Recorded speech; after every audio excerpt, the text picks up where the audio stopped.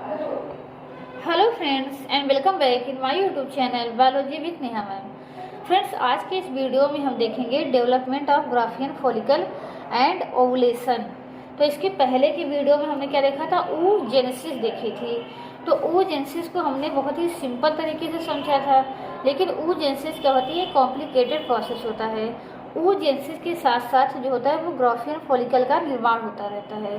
तो दोनों process oogenesis और ग्राफियन फॉलिकल एक साथ साथ चलती हैं, लेकिन चीज़ों को आप अच्छी तरीके से समझ सकें इसीलिए हमने क्या किया, पहले oogenesis पढ़ा, अब उसके बाद क्या पढ़ेंगे, ग्राफियन फॉलिकल का निर्माण कैसे होता है। तो याद रखिए, दोनों प्रोसेस क्या होती है, साथ साथ होती रहती हैं। तो अब दोनों में हम एक साथ स्टडी करेंगे। तो आइए आज का वीडियो हम शुरू करते हैं, development of Graafian follicle and ovulation. तो हमने पहले ही बताया था कि बर्थ के टाइम में क्या होता है, प्राइमरी बर्थ के टाइम तक प्राइमरी oocytes बन चुके होते हैं, और ये प्राइमरी oocytes कहाँ होते हैं, ओवरी में होते हैं, यानी अंडाशय के अंदर होते हैं। तो ये प्राइमरी oocytes के चारों तरफ क्या होती हैं, एक चपटी सेल्स की एक लेयर होती है। प्राइमरी oocytes के तरफ चपटी सेल्स की एक लेयर होती है। इस सेल को क्या कहते हैं, फॉलिकुलर सेल कहते हैं, और इस पूरी संरचना को हम क्या कहेंगे, प्राइमोर्डियल फॉलिकल कहेंगे। ठीक, तो प्राइमोर्डियल फॉलिकल क्या होता है कि प्राइमरी oocytes होती है, प्राइमरी oocytes के चारों तरफ फॉलिकुलर सेल्स की एक लेयर होती है। फॉलिकुलर सेल्स कैसी होती है, चपटी सेल्स होती हैं। फिर उसके बाद क्या होता है कि ये फॉलिकुलर सेल्स जो होती हैं वो क्यूबॉइडल हो जाती हैं, और इस प्राइमरी oocytes के चारों तरफ 2 से 3 लेयर बना लेती हैं। तो अब हम फॉलिकुलर सेल्स को ही हम क्या कहते हैं, ग्रेनुलोसा सेल कहते हैं। अब इसी सेल को हम क्या कहेंगे, ग्रेनुलोसा सेल।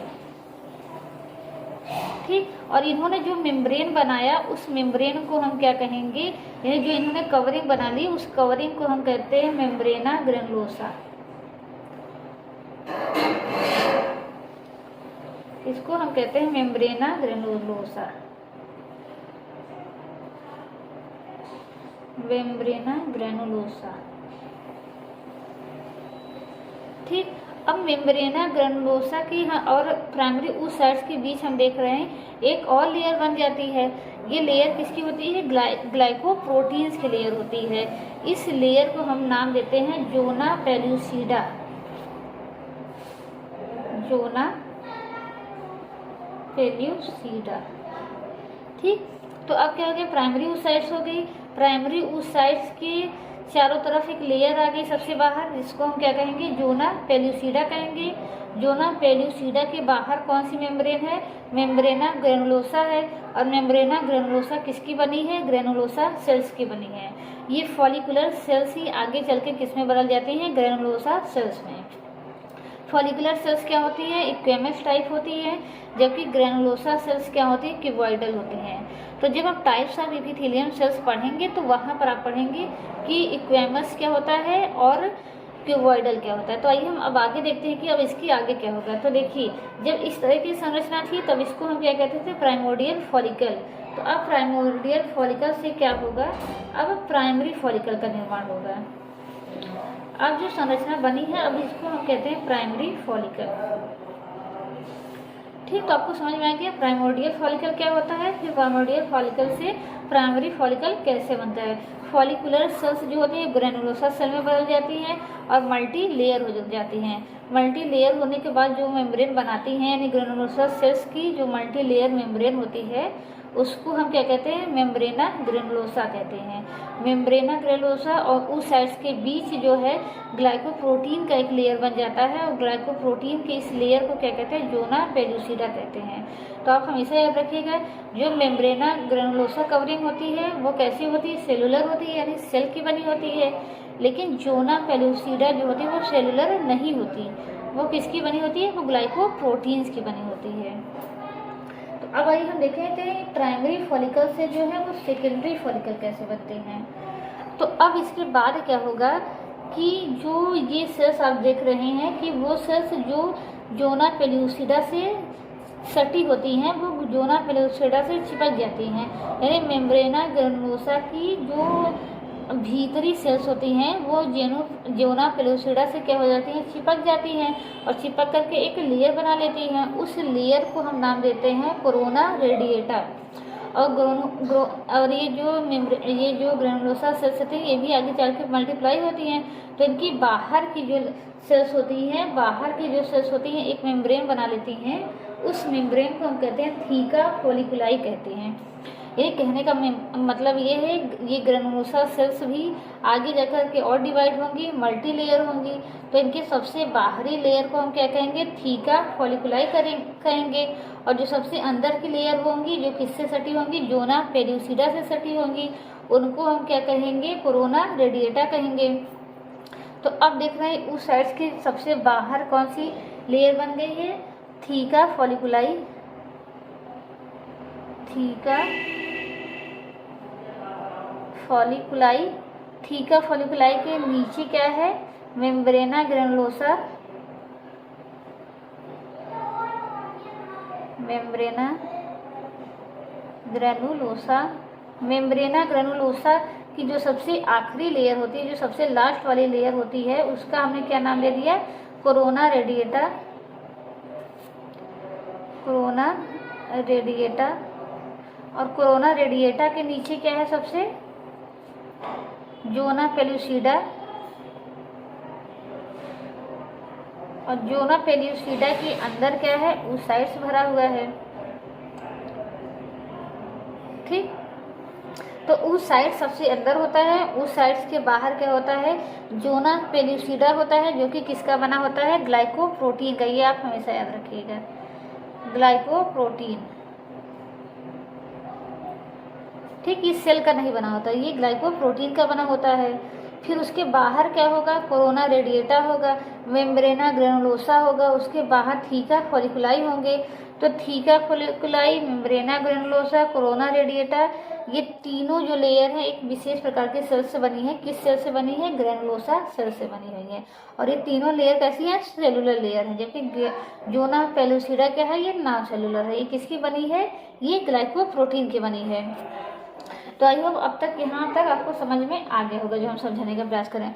अब देखिए अब क्या होता है कि ये जो थीका फोलिकुलाई की जो सेल्स होती हैं वो एक क्या करती हैं, तरल का सिक्रीशन करती हैं। और इस तरल की वजह से, सिक्रीशन करने की वजह से यहाँ पर क्या होती है, कैविटी बनने लगती है। कैविटी का मतलब होता है खाली जगह। तो जगह जगह पर क्या होती है, फ्लूइड फिल्ड कैविटी बनने लगती है। तो फिर आगे चल करके क्या होगा, अब इस संरचना को हम, इसी संरचना को ही हम क्या कहते हैं, सेकेंडरी oocytes कहते हैं। ठीक, प्राइमरी oocytes कब कहा, जब मेम्ब्रेना ग्रेनुलोसा की लेयर थी और ज़ोना पेलुसिडा की लेयर थी। फिर आगे चल के जो मेम्ब्रेना ग्रेनुलोसा की लेयर है वो 3 भागों में बढ़ जाती है। ठीक, सबसे अंदर की लेयर को हम क्या कहने लगते हैं, कोरोना रेडिएटा कहते हैं। बीच वाली लेयर मेम्ब्रेना ग्रेनुलोसा ही रहती है। और सबसे बाहर की लेयर को हमने क्या कहा, थीका फोलिकुलाई कह दिया, इसका नाम रख दिया गया। तो इस तरीके से अब इसमें देखिए क्या होता है कि इस सेकेंडरी oocytes में अब क्या होगा, मियोसिस डिवीजन होंगे।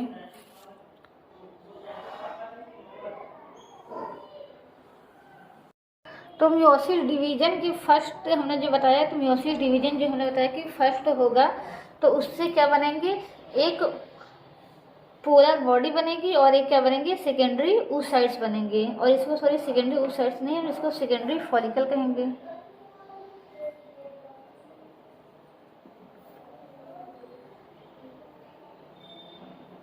ठीक, तो बर्थ के टाइम तक अब क्या होगा, सेकेंडरी इसी फॉलिकल से ही क्या बनेंगे, ग्राफियन फॉलिकल बनेंगे।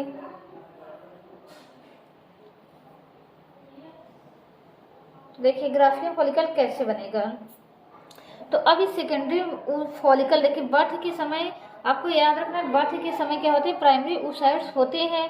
और ये प्राइमरी oocytes जो होते हैं वो क्या होते हैं, इतनी मेम्ब्रेन से ढके होते हैं।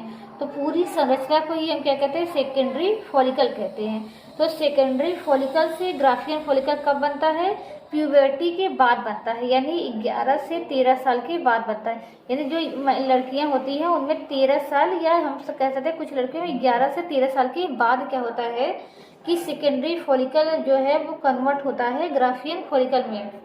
तो इस समय क्यों बदलता है? क्योंकि इस समय एक विशेष हार्मोन होता है जिसको हम कहते हैं गोनाडोट्रोपिन।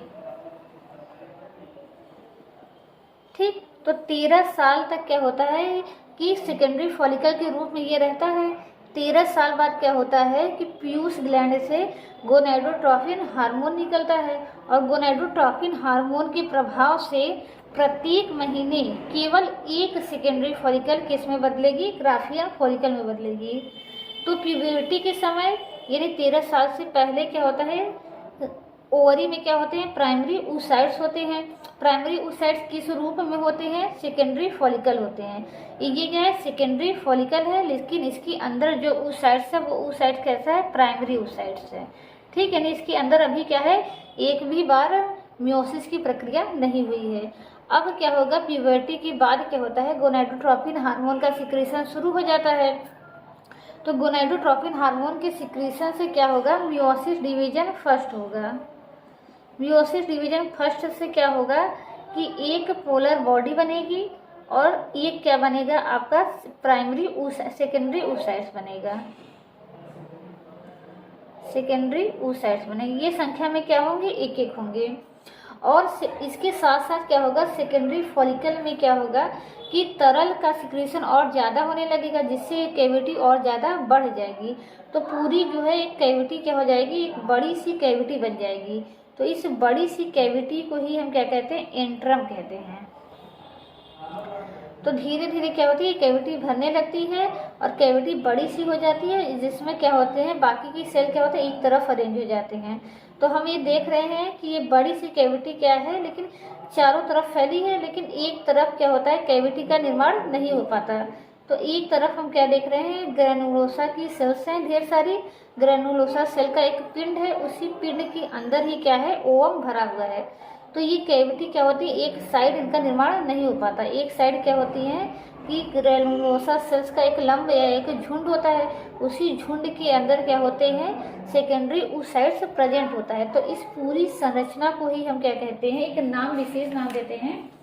वो नाम आप याद रखिएगा, उसको हम कहते हैं डिस्कस प्रोलीजिरस कहते हैं। इस पूरी संरचना को, यानी जो ग्रैनुलोसा सेल्स का पूरी जो झुंड होता है, क्योंकि अब हम देख रहे हैं इस कैविटी के बन जाने से जो ग्रैनुलोसा सेल्स हैं वो दो भागों में बट गई। एक सेल्स जो है वो थीका फॉलिकुलाई के चारों तरफ अरेंज हो गई, और दूसरा सेल का भाग जो है वो ओवम के चारों तरफ इकट्ठा हो गया।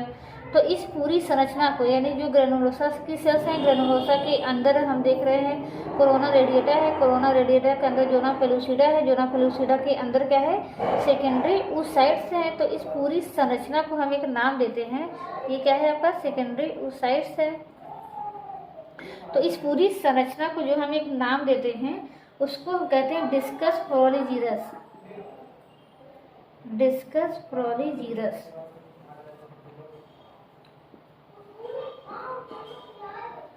या इसी को हम एक और नाम से जानते हैं, क्यूमुलस ओवेरिकस।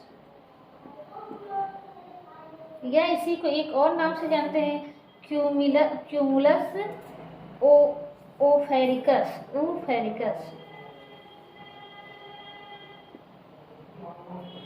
ठीक, तो अभी तक हमने क्या समझा कि सेकेंडरी फॉलिकल जो है वो ग्राफियन फॉलिकल में कैसे बदलती है। क्या होती रहती है? तरल का सिक्रीशन जो है थीका फॉलिकुलाई से होता रहता है, और ये जो सेकेंडरी फॉलिकल है वो क्या हो जाती है? आकार में बढ़ जाती है। साथ ही साथ क्या हो जाती है? कैविटी, जो छोटी छोटी कैविटी बनती थी, एक बड़ी सी कैविटी बन जाती है। लेकिन इस कैविटी का विस्तार जो है एक तरफ नहीं हो पाता। एक तरफ क्या होता है? ग्रैनुलोसा सेल्स का झुंड होता है, या ग्रैनुलोसा सेल्स का क्या होता है? एक लंब, यानी झुंड या पिंड हम जो भी कह लें, और उसी पिंड के अंदर ही क्या होती है? सेकेंडरी oocytes रहता है। तो इस पूरी संरचना को हम क्या कहते हैं? डिस्कस प्रोलीजिरस कहते हैं। तो डिस्कस प्रोलीजिरस में देखिए सबसे बाहर क्या होती है? ग्रैनुलोसा सेल की कवरिंग होती है।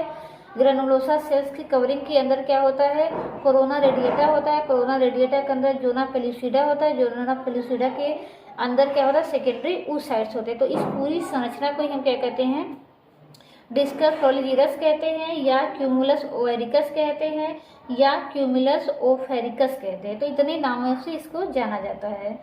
तो अब यहाँ क्या था, यहाँ प्राइमरी oocytes होता है, तो सेकेंडरी फॉलिकल में क्या होती है, मियोसिस फर्स्ट होता है।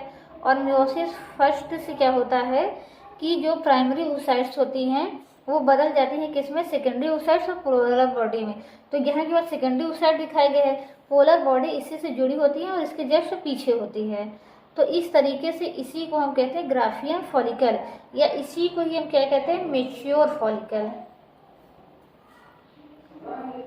ठीक, तो अब ये फॉलिकल कैसी हो गई है, मेच्योर हो गई है। इसके अंदर क्या है, सेकेंडरी oocyte से सबसे बाहर क्या है, थीका फॉलिकुलाई है। थीका फॉलिकुलाई के अंदर मेम्ब्रेना ग्रैनुलोसा है। मेम्ब्रेना ग्रैनुलोसा के अंदर क्या हो रही है, एक कैविटी बन जा रही है। मेम्ब्रेना ग्रैनुलोसा की सेल्स जो है वो दो भागों में बढ़ गई है, एक क्या हो गई oocytes की चारों तरफ है, एक क्या है थीका फॉलिकुलाई की चारों तरफ है।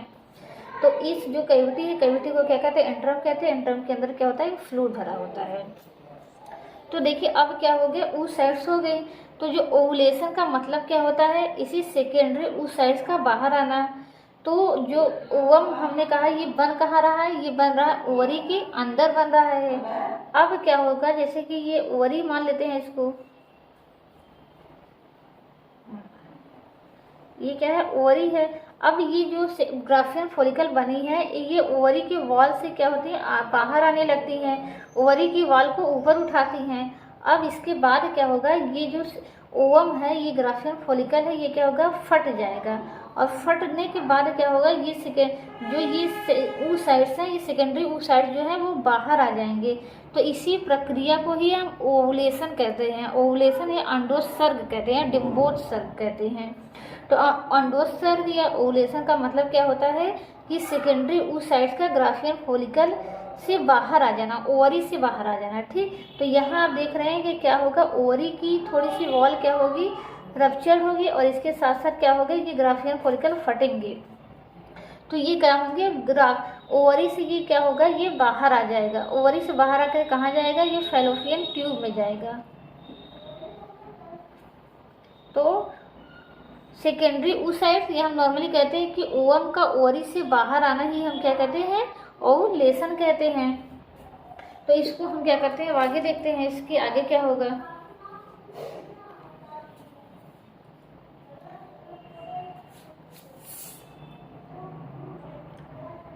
ठीक, अब इसके बाद क्या होगा कि ये चीजें यहाँ से क्या होंगी, ये फटेगी।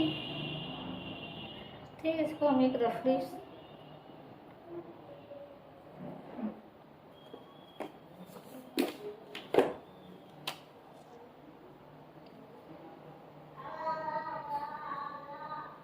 ठीक, अब ये क्या होगा, ये रप्चर्ड हो जाएगा। और इसका जो एक यानी सेकेंडरी जो oocytes था वो क्या हो जाएगा, बाहर आ जाएगा। तो केवल सेकेंडरी oocytes बाहर नहीं आता है, सेकेंडरी oocytes के चारों तरफ अभी भी क्या होगा, जोना पेल्यूसिडा भी होगा और कोरोना रेडिएटा भी होगा। तो ये दो मेम्ब्रेन इसके साथ साथ अभी भी रहेंगे। कौन कौन से मेम्ब्रेन, दो मेम्ब्रेन, जोना पेल्यूसिडा और कोरोना रेडिएटा। तो सेकेंडरी oocytes का कोरोना रेडिएटा और जोना पेल्यूसिडा के साथ कहाँ से बाहर आना, ओवरी से बाहर आना ही क्या कहलाता है, ओवुलेशन कहलाता है।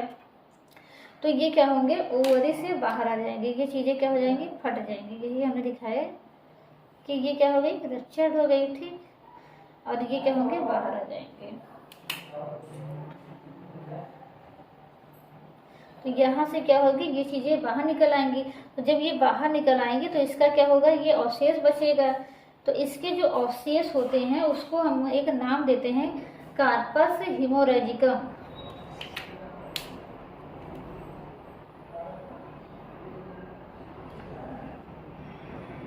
ओवरी से बाहर आने के बाद ये ग्राफियन फॉलिकल का जो बचा हुआ भाग होता है इसको एक हम नाम देते हैं, कार्पस हीमोरेजिकम।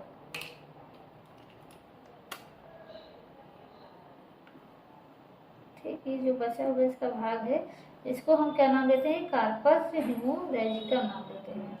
अब ये कार्पस हीमोरेजिकम क्या है कि ये एक बदल जाता है, एक टेम्परेरी ग्लैंड में बदल जाता है। इस टेम्परेरी ग्लैंड को एक हम नाम देते हैं कार्पस लूटियम।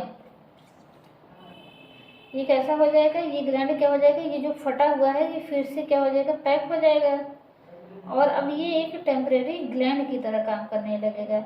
इस टेम्परेरी ग्लैंड को हम क्या कहते हैं, कार्पस लूटियम कहते हैं। ठीक, सेल्स वही होंगी इसके अंदर। ठीक, तो ये जो रप्चर्ड भाग था ये क्या करता है, एक ग्लैंड बना लेता है, टेम्पररी ग्लैंड। ठीक, ये क्या है, रिलीजिंग, ये क्या है, ओवुलेशन। यहाँ हम दिखा सकते हैं, यहाँ क्या हो रहा है, ओवुलेशन हो रहा है।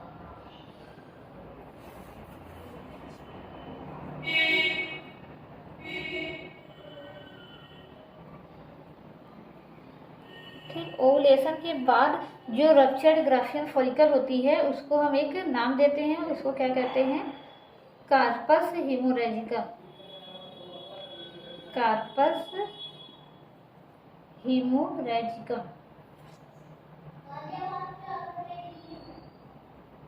ठीक, कार्पस हीमोरेजिकम एक टेम्पररी ग्लैंड बनाता है। इस टेम्पररी ग्लैंड को हम एक नाम देते हैं कार्पस लूटियम।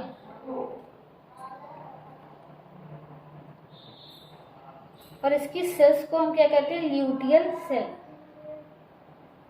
ये सेल्स कैसी होती है, पीले कलर की होती हैं।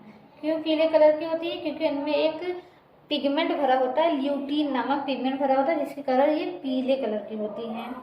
अब देखिए, अब क्या होता है कि ये जो कार्पस लूटियम है इससे एक हार्मोन्स निकलता है। ये कार्पस, देखिए ओवुलेशन होता कब है, ये ग्राफियन फॉलिकल रप्चर कब होती है, जब एक हार्मोन निकलता है, उस हार्मोन का नाम होता है LH, लूटिनाइजिंग हार्मोन। लूटिनाइजिंग हार्मोन के प्रभाव से क्या होता है, ओवुलेशन होता है। और ओवुलेशन के बाद जो रप्चर्ड ग्राफियन फॉलिकल्स होती हैं वो LH हार्मोन के प्रभाव से ही किस में बदल जाती है, जो रप्चर्ड ये ग्राफियन फॉलिकल होती हैं किस में बदल जाती हैं, कार्पस लूटियम में बदल जाती हैं। और फिर उसके बाद क्या होगा कि एक हफ्ते तक क्या होगा, LH का सिक्रेशन होता रहता है, जिसके कारण कार्पस लूटियम मेंटेन रहती हैं। लेकिन एक हफ्ते बाद अगर प्रेगनेंसी नहीं होती, अगर कंसीव नहीं हो पाता, तो ये कार्पस लूटियम, तो LH का सिक्रेशन क्या होता है, बंद हो जाता है। और ये कार्पस लूटियम जो है, जो ओवरी की टिश्यू होती है, कार्पस लूटियम को एब्जॉर्ब कर लेती हैं। तो इसका बस एक कार्पस लूटियम का एक धब्बा ही बचा रहता है। उस धब्बे को हम एक अलग नाम देते हैं कार्पस एल्बिकन्स। यानी कुछ समय बाद क्या होगा, एक बस धब्बे की तरह हमको दिखाई देने लगेगा, ये स्ट्रक्चर नष्ट हो जाता है और इसको हम क्या कहते हैं, कार्पस एल्बिकन्स कहते हैं। Corpus albicans. ठीक, तो ग्राफियन फॉलिकल हमने समझा क्या होता है। ग्राफियन फॉलिकल जब मेच्योर हो जाती है तो उसके बाद क्या होता है कि LH हार्मोन का सिक्रीशन होता है। LH कहाँ से निकलता है, प्यूस ग्लैंड से निकलता है। इसके प्रभाव से क्या होगा, ओवुलेशन होगा। ओवुलेशन के बाद जो रप्चर्ड ग्राफियन फॉलिकल है वो बदल जाएंगे किस पे, कार्पस, उनको क्या कहते हैं, उनको कार्पस हीमोरेजिकम कहते हैं। तो LH हार्मोन के प्रभाव से ही क्या होता है, कार्पस लूटियम का निर्माण होता है। लेकिन LH हार्मोन क्या होता है कि केवल एक हफ्ते तक ही रिलीज होगा, एक हफ्ते बाद इसका रिलीज होना बंद हो जाता है। तो उसके बाद क्या होती है कि ये कार्पस लूटियम जो है वो क्या होने लगती हैं, धीरे धीरे ये डिस्ट्रॉय होने लगती हैं। यानी जो ओवरी की टिश्यूज होती हैं इनको ऑब्जॉर्ब करने लगती हैं। तो एक कुछ समय बाद क्या होगा, एक हल्का सा धब्बे की तरह दिखाई देता है, उस धब्बे को हम क्या कहते हैं, कार्पस एल्बिकन्स कहते हैं। तो ये सीक्वेंस आपको याद रखना है, कार्पस हीमोरेजिकम, कार्पस लूटियम और कार्पस एल्बिकन्स।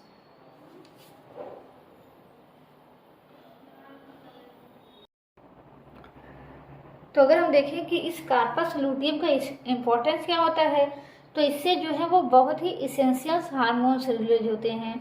क्योंकि अभी क्या होता है कि जो ये सेकेंडरी oocytes रिलीज हो गए, ये सेकेंडरी oocytes कहाँ जाएगा, फैलोपियन ट्यूब में जाएगा। फैलोपियन ट्यूब में क्या होगा, फर्टिलाइजेशन की क्रिया होगी, जाइगोट बनेगा, जाइगोट से फिर एम्ब्रियो बनेंगे और एम्ब्रियो आकर के, एम्ब्रियो यानी भ्रूण आकर के क्या होगा, गर्भाशय में क्या होगा, इम्प्लांट होगा। तो उसके इम्प्लांटेशन के लिए एक हार्मोन जरूरी होता है, प्रोजेस्टेरॉन हार्मोन। तो वो प्रोजेस्टेरॉन हार्मोन का सिक्रेशन कौन करता है, ये कार्पस लूटियम करता है। तो कार्पस लूटियम से प्रोजेस्टेरॉन, एस्ट्रोजन, रिलैक्सिन, जितने भी प्रेगनेंसी के लिए जरूरी हार्मोन है वो सभी कहाँ से रिलीज होते हैं, कार्पस लूटियम से।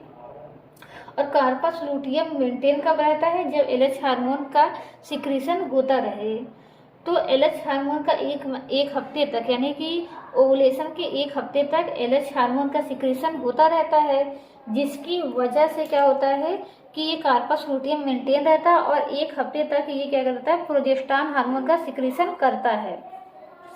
तो उसके बाद क्या होता है, 1 हफ्ते के बाद क्या होगा कि प्लेसेंटा का निर्माण हो जाता है। प्लेसेंटा आपने सुना होगा, 1 हफ्ते बाद क्या होगा, प्लेसेंटा बन जाएगा और प्लेसेंटा से एक हार्मोन निकलता है HCG, human chorionic gonadotropin hormones. ये ह्यूमन कोरियोनिक गोनाडोट्रोपिन क्या करता है, ये भी क्या करता है, कार्पस लूटियम को मेंटेन करता है और इसको इंड्यूस करता है कि ये प्रोजेस्टेरॉन हार्मोन का सिक्रेशन करे।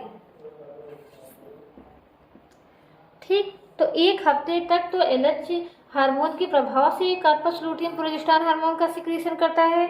उसके बाद HCG हार्मोन के प्रभाव से प्रोजेस्टेरॉन हार्मोन का सिक्रीशन करता है और ये HCG कहाँ से निकलता है, प्लेसेंटा से निकलता है। देखिए, जो प्रेगनेंसी टेस्ट होता है, प्रेगा न्यूज जानते हैं, किससे पता चलती है प्रेगनेंसी की, तो वहाँ क्या डिटेक्ट किया जाता है, यही HCG हार्मोन डिटेक्ट किया जाता है। तो 1 हफ्ते बाद या 10 हफ्ते बाद, 1 हफ्ते बाद या 10 दिन बाद ही क्या होता है कि इसका सिक्रीशन बहुत ज़्यादा मात्रा में होता है, इस हार्मोन का सिक्रीशन। तो जो यूरिन होता है, यूरिन में ये काफ़ी हाई कंसंट्रेशन में पाया जाता है।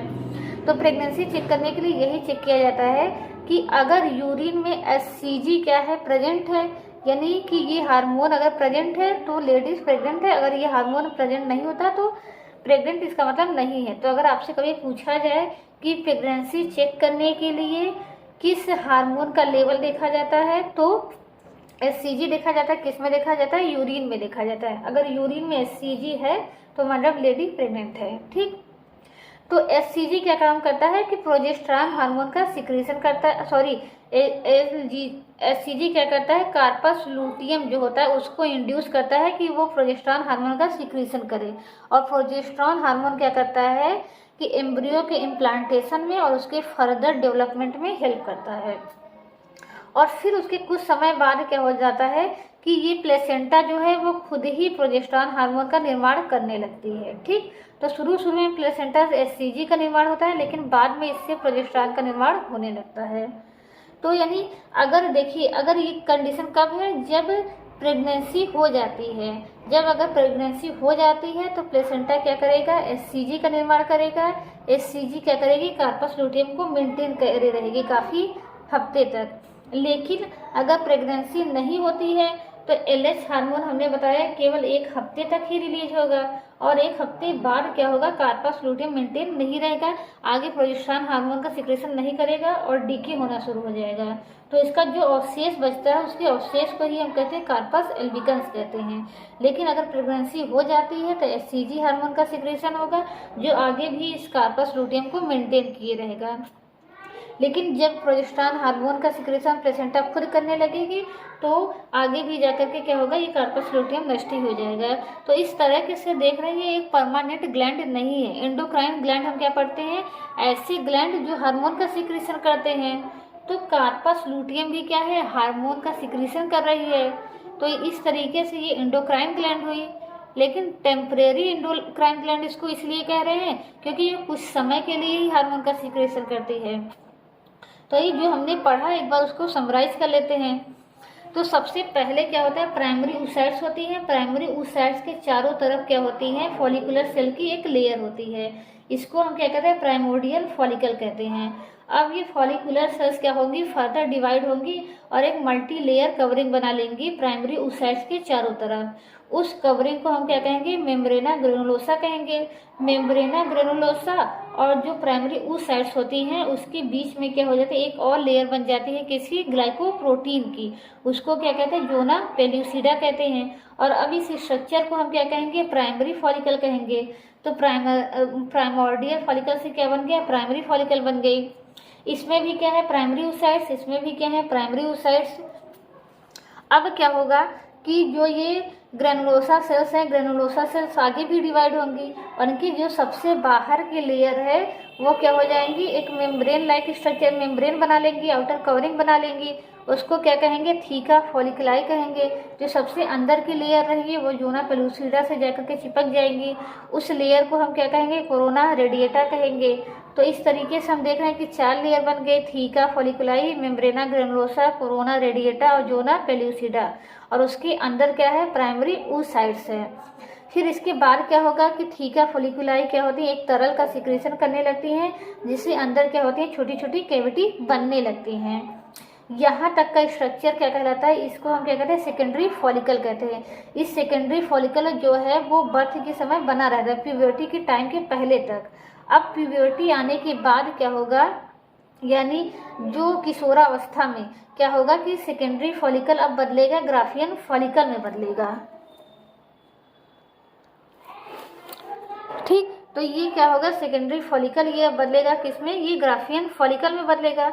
ठीक, क्यों इस टाइम बदलता है, यानी प्यूबर्टी आने के बाद, क्योंकि प्यूबर्टी के टाइम ही यानी 11 साल के बाद ही एक हार्मोन रिलीज होता है जिसको हम कहते हैं गोनाडोट्रोपिन कहते हैं। गोनाडोट्रोपिन के प्रभाव से क्या होता है, मियोसिस डिवीजन फर्स्ट होगा। गोनाडोट्रोपिन के हार्मोन के प्रभाव से ही क्या होगा कि सेकेंडरी फॉलिकल जो है वो ग्राफियन फॉलिकल में बदल जाएगा। इसके अंदर एक बड़ी सी कैविटी बन जाएगी, इस बड़ी सी कैविटी को क्या कहेंगे, एंट्रम कहेंगे।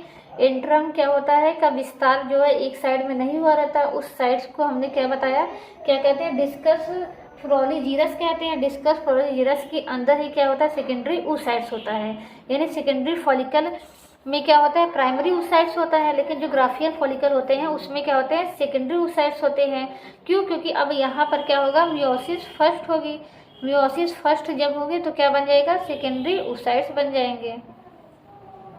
ठीक, अब इसके बाद क्या होगा, LH हार्मोन रिलीज होगा। LH हार्मोन के प्रभाव से जो होगा, ओवुलेशन की प्रक्रिया होगी। ओवुलेशन के बाद जो अवशेष बचता है उसको हम क्या कहते हैं, कार्पस हिमोरेजिकम कहते हैं। कार्पस हिमोरेजिकम LH के प्रभाव से किस में बदल जाएगा, कार्पस लूटियम में बदल जाएगा। कार्पस लूटियम की सेल को क्या कहते हैं, लूटियल सेल कहते हैं। और इसके बाद 1 हफ्ते बाद अगर प्रेगनेंसी कंसीव नहीं होती है तो कार्पस लूटियम बदल जाएगा कार्पस एल्बिकन्स में। तो ये तीनों सीक्वेंस आपको याद रखना है, ये भी पूछा जाता है। तो आज का ये टॉपिक जो था काफ़ी कॉम्प्लिकेटेड था, लेकिन आई होप कि आपको आसानी से समझ में आ गया होगा। अगर आपको एक बार में नहीं आया तो 1-2 बार वीडियो को देखिए और हर एक चीज़ को फिर से आप लिख करके बना करके याद करने की कोशिश कीजिए, आपको समझ में आ जाएगा। तो अगर वीडियो अच्छे से समझ में आ गया हो तो प्लीज़ वीडियो को लाइक कर दीजिए और चैनल को सब्सक्राइब कर लीजिए। Thank you so much.